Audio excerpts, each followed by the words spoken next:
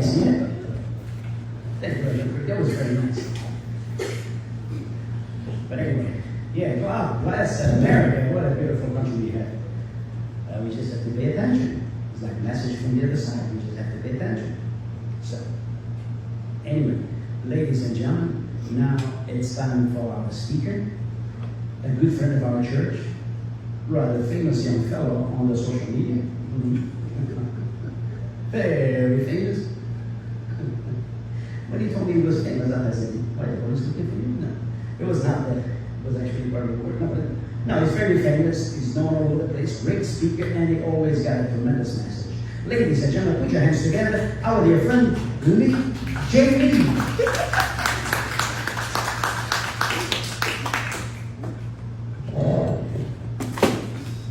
That's a go ahead.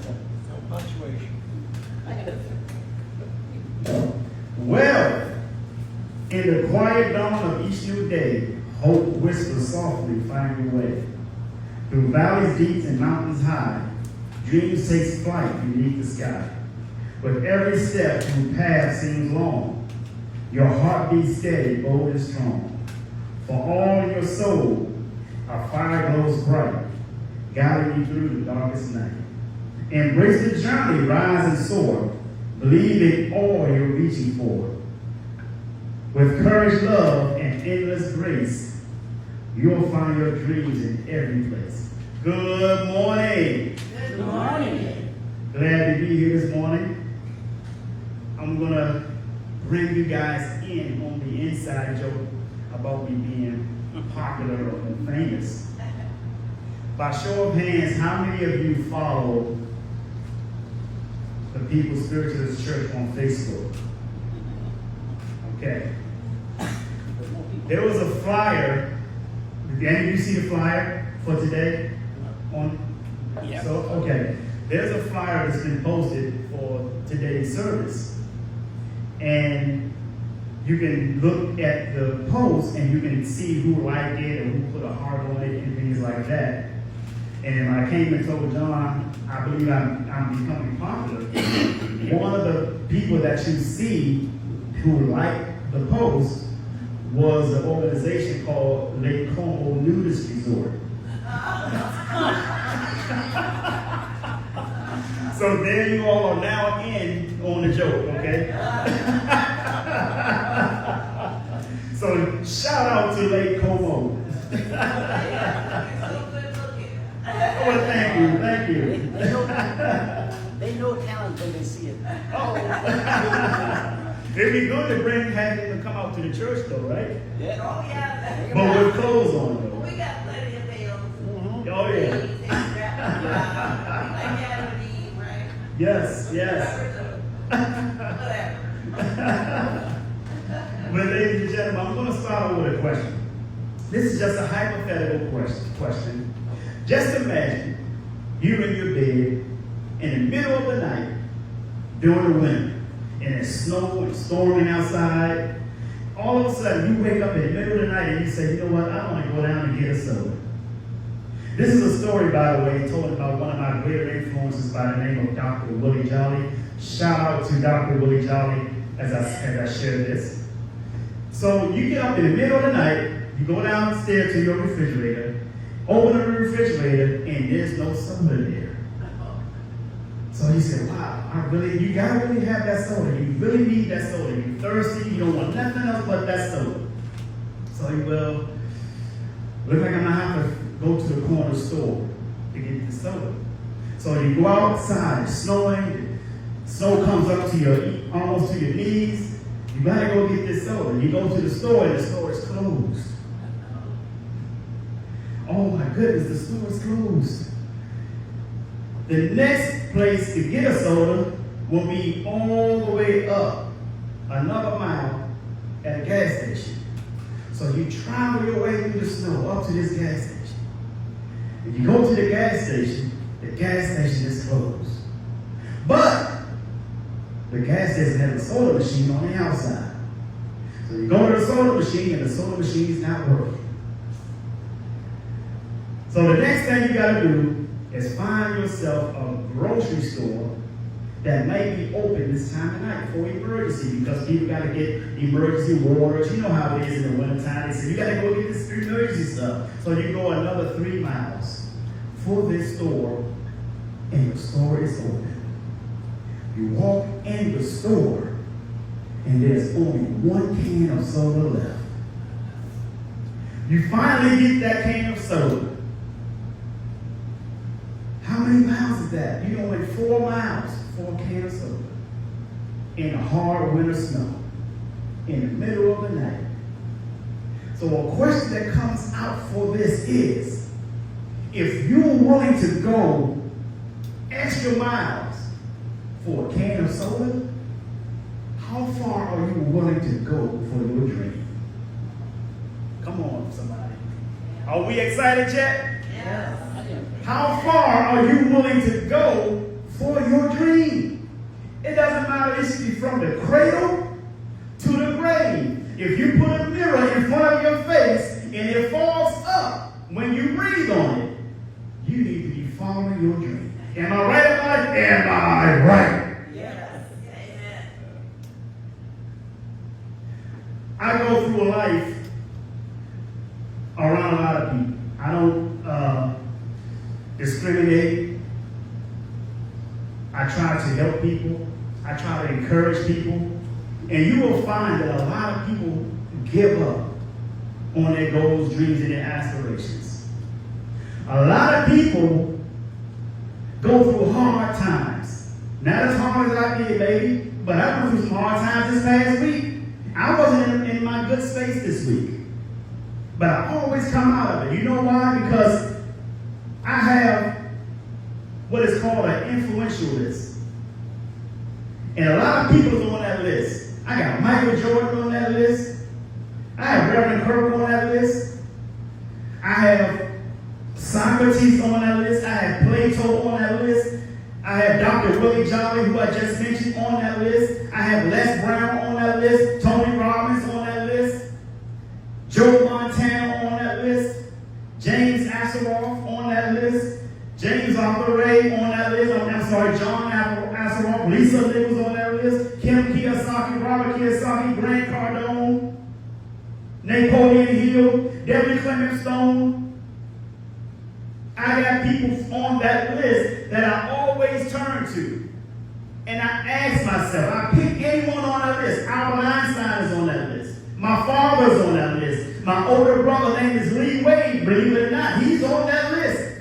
And if he's watching this video, he didn't know that. But he know it now. And I always go on that list and I pick someone on that list and I say, what would you do in a time like this? What would you do? How do you get yourself out of the situation? Because something didn't go right, it just screwed your whole day up. It screwed your whole week up. So when you're in a rut, find somebody that inspires you. Read their story. Have anybody heard of the law of relativity? The law of relativity means whatever you're going through right now, relate what you're going through to something else or someone else who's going through worse than you. And you will find that you will come out of it a lot faster. Yesterday is history. Tomorrow is a mystery. But today is a gift. That's why they call it the present. Come on. Can I say that again? Yesterday is history. Tomorrow is a mystery. But today is a gift. That's why they call it the present. So in other words, if you want to create your future, you got to do it today. Otherwise, you can't predict it. So when you're going to go through hard times? So what you're going to have an emotional roller coaster? And I tell you, don't get on that emotional roller coaster. They call it bipolar. They have medicine for that. I say learn about the word called stoicism and learn how to stay even. Learn how to stay balanced, stay centered. Because you're going to have challenges. Those challenges are going to come because it's going to change you into someone else. Every goal you create, obstacles are also created. Did you know that? Obstacles obstacles are geared to turn you into the person you need to become in order for you to reach that goal. Because you aren't the one who reach it. If you think of a goal right now, you aren't the person to reach it. You're going to have to go through some trials and tribulations. You're going to have to get your knees scuffled up. You're going to have to learn how to build your plane on the way down before you hit bottom. And you won't hit bottom as long as you put the effort towards that goal. Learn how to go the extra mile. Why do you go the extra mile?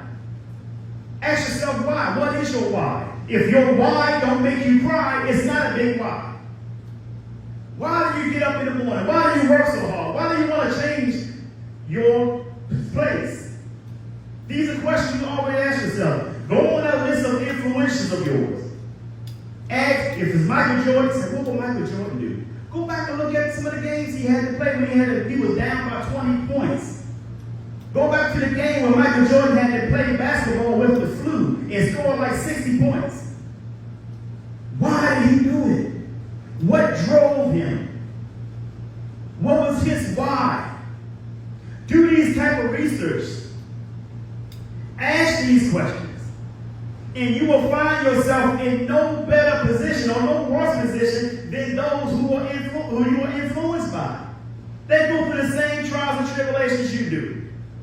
You see everybody on stage having a good time, microphone in their hand, dancing, singing, but you don't know what it took for them to get there. They had to take a beating. I was in a class with Les Brown. You want to know who Les Brown is? The top motivational speaker in the world. I was in a class with Les Brown in Annapolis, Maryland, back in 2012. As my mentor, teaching me how to get on stage and do what I'm doing right now. Les Brown ripped me a new one. One, because I was nervous to get up there and speak because he was there. He ripped me a new one. One day he said to me on the phone, he said, I'm going to be Phil Jackson, and you will be Michael Jordan, and I'm going to prepare you for your championship. Well, my championship has finally come. I went through the trials and tribulations. I can't tell you what the championship is yet, but I'll tell you in a few weeks. Is that okay? Yes. Yeah, no. So you got to go through trials and tribulations. You're going to have to get your knees scuffed up. You can't bow down and cry about it, because crying is not going to fix it, is it? I tell people all the time, listen, I'm not going to tell you everything is going to be okay, because it's not, unless you do something about it. People come and complain all the time. All the time. And did you know that what people complain about is following them? I just tell them, hey man, I don't want to hear about it. Get away from me before they come back. Complain all the time. And I always ask them, what did you do about it? I've learned that most people are not looking for a solution for their problem. They just want the attention to go with the problem. Come on. They just want the attention to go with the problem. You know how babies cry? As soon as you pat them, they stop? Yep. Grown people doing the same thing. Am I right? Yes. They're doing the same thing. What you have to put in life is what's going to come to you. If you aim at nothing, you will hit your target 100% of the time. Am I right or am I right? Right. Can I say that again? If you aim at nothing, you will hit your target 100% of the time. Yep. Drugs won't fix it. Nope. Drinking won't fix it. Nope. Because as soon as you're sober again, the problem is still there. Come on, somebody. Yep. It's still there. Unless you do something about it. I used to go to town hall meetings when I was in D.C. as an elected official, as a commissioner. The whole town hall meeting was about what people can't have, what they can't get. I can't get a job. When are y'all going to come and do this in our community? Well, what have you done in your community for yourself? Well, a lot of people say I'm this way because I'm a product of my environment. I don't agree with that. I believe that your environment is a product of you. Am I right or am I right? Right. If I walk into your house and your house is junky, You can't tell me you're a product of the house. The house look like that because you made it look like that. You don't clean up. You don't vacuum. You don't wash the dishes, right? The same thing for the community. If you live in a community that's trashy, then you got to also know and agree that the people living in the community are trashy. It ain't the government's job to come and clean your community. Clean your own community. Yeah. People act like they're just supposed to sit back on the couch and hit a doorknob. Who is it? Is that Job? Job is here.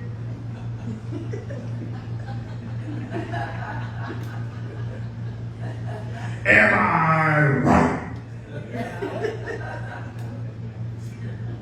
Gotta go out and get it. You have to be boots on the ground. You gotta be boots on the ground. You gotta be like that person who wanted that soda real bad. You gotta want it as bad as you want oxygen. How bad y'all want oxygen? Bad. You gotta want it real bad. Really, really bad. You gotta be like a wounded tiger with 5 cubs to feed. Nobody will bother that tiger, will it? No. Come on, folks. Come on, folks. There's a theory I like to bring up, and this is what happens. Because I blame all of this on 2 groups of people. One, politicians, and 2, the people. Here's why I blame it on the politicians.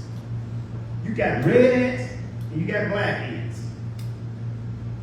Did you know that if you put them both in the same jar, they'll walk around and be in harmony? But as soon as you shake the jar, they're at war. Do the research. Try it yourself. You can put them both in the same jar. As soon as you shake it, the ants are at war. See, your politicians shook the jar. Yeah. Now everybody hates one another. Men hate women, women hate men. Yes. They come up with these little special groups. You don't need to join some type of group or organization to say you need women's rights. Women have rights. I don't need to join some group for black rights. I got rights. I got more support coming from people that don't look like me than the people who do look like me. Come on, somebody. You don't need to be in see people join all these groups because someone shook the jar. And I don't never see any of these groups being successful. I don't see any of these groups building communities. I don't see any of these groups making a change in people's lives. All of these groups are advocating to the government to give them free cheese. Yep. Am I right? Free cheese. They come in every 4 years for the election. Yeah. Now election time coming. This is a good time to go shopping now. Yep. Gas prices gonna go down. All kind of stuff is gonna happen for a few months. Then January come around, it goes right back up. Come on. Yep. Amen. Look at your paycheck. If you get a W-2, look at it. Look at it towards the end of the year, then look at it again in January and February. Group control, folks, is what religion is about. Crowd control. Crowd control. Politics is class control. Politics is class control. That's the difference between religion and spirituality. See, religion is having belief in other people's experience. Spirituality is having your own experience. Amen. If you don't step out here and create your own experience, you're going to fall in someone else's experience. And typically, when that happens, you typically make that other person's experience that you fall into, you make them richer, you get poor. It's called a pyramid scheme. Yes. You always get the small piece of the crumb. See, they give you crumbs on the table, you think it's a meal. Why? Because you never even had crumbs before. It's the difference between living in a fishbowl and living in the entire ocean. Everything falls on leadership. That's you. If you give a man a fish, he'll eat in a day. If you teach him how to fish, he'll eat a lifetime. But if you teach him to own the pond, his family will never struggle. Am I right? Teach him to own the pond, his family would never struggle. That is the difference between wealthy and rich. See, when you're rich, you don't have to work anymore. When you're wealthy, generations don't have to work. Come on. Yep. Yep. Come on. Because it's not about the money. See, when you're wealthy, you don't leave money behind. When you're rich, you leave money behind. But when you're wealthy, you don't leave behind money. You leave behind resources. Knowledge. Resources. Knowledge. Yeah. Because the investment that you can ever make is an investment in yourself, not commodity. The number 2 investment is real estate. But you gotta invest in yourself first, because they say scared money don't make money. No. You don't need money to make money. You need guts to make money. You gotta have guts. When I used to coach football, I used to tell all the guys, you gotta have guts to play for me. You don't have guts, this is not a place for you. And I'm particularly speaking to our men who are watching right now and men that's in here right now. You got to have guts. We can't expect a woman to be submissive to us if we don't have guts. We can't expect a woman to follow us if we don't have guts. Yeah. You gotta have guts. Because that's what it takes. And when you have guts, you gotta be willing to put it all on the line. There's no safety net. There is no safety net. You gotta jump. You gotta jump. You might be safe on the ledge, but you will never soar. You know why? Because you were scared to jump. You don't have guts. Come to the edge, he said. They said we're afraid. Come to the edge, he said. They came, he pushed them, and they flew. Mediocrity has no place, especially not in you. Work harder on yourself than you do anything else. Work harder on yourself than you do on your relationships. Work harder on yourself than you do on your job. Work harder on yourself than you do in your worship. Work harder on yourself than you do on anything, even your business. Why is that? Because how you do anything is how you do everything. It's no swipe off and on switch. If you're procrastinating in your relationship, you're procrastinating on your job too. Yes. And to all the ladies watching, talk to your husband the same way you talk to your male boss. Let's bring the nucleus back to the family. If you don't have an individual mindset to want to do better for yourself, because if you can't do better for yourself, you can't do better for your family or your community, because it starts with you. Everybody say I. I. It starts with I, that man in the mirror. Go that extra mile. Go the extra mile. See, the extra mile never have a traffic jam. You know why? Because most people never go the extra mile. Am I right? Yep. So in closing, really hope what I spoke to you today was very helpful. Hope it was insightful. Hope it would help you share this message to other people, especially to our younger people. Because our younger people really need the help. We can't criticize them. We cannot criticize the millennials and the Gen Zs. We can't criticize them. We have to take responsibility for how they came out collectively. If we don't like how they're behaving, then we need to do our part to help change it. Maya Angelou said it perfectly. If there's something in your life you can't change, change your attitude.